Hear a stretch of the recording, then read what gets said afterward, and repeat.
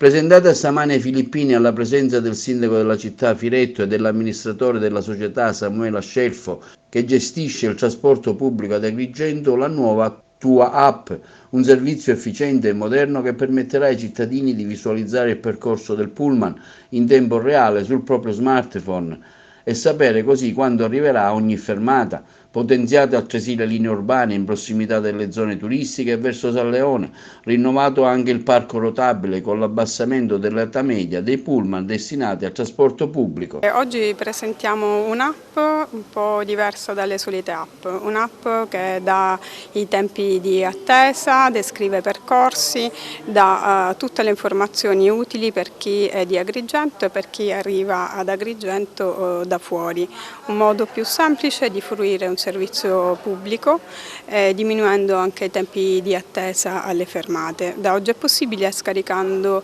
dagli store oppure attraverso il QR code applicati alle fermate.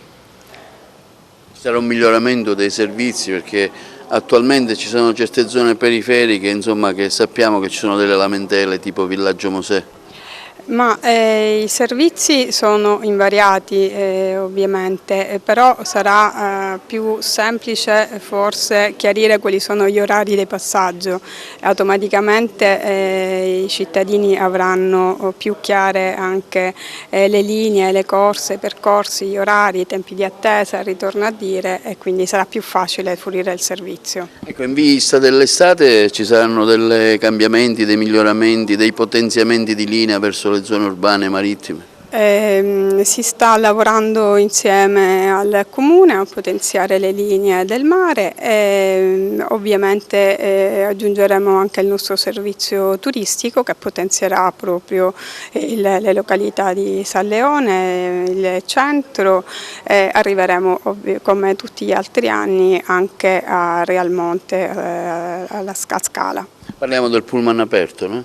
Parliamo in questo caso del pullman aperto, che è comunque del servizio della Tua, quindi fa parte insieme a tutti i servizi. I turisti possono godere sia dell'uno che dell'altro acquistando il biglietto del bus turistico. È ovvio che un sistema del genere consentirà ai fruitori, quindi a tutti gli utenti, di avere cognizione esatta degli orari degli autobus e delle varie linee, quindi come si dislocano per la città.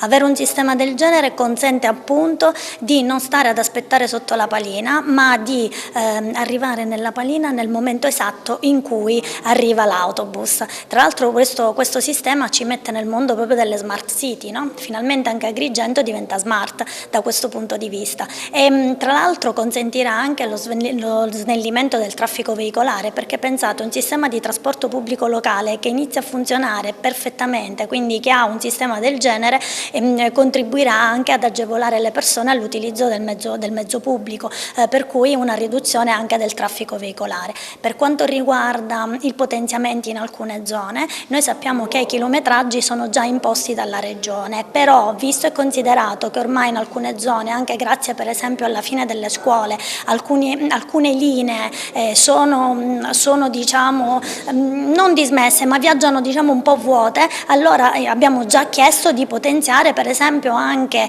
gli orari su San Leone e su ad esempio Villaggio Mosè o le zone periferiche, per far sì che si possa raggiungere la frazione balneare con gli autobus e ritornare dalla frazione balneare per esempio con gli autobus anche fino alla mezzanotte.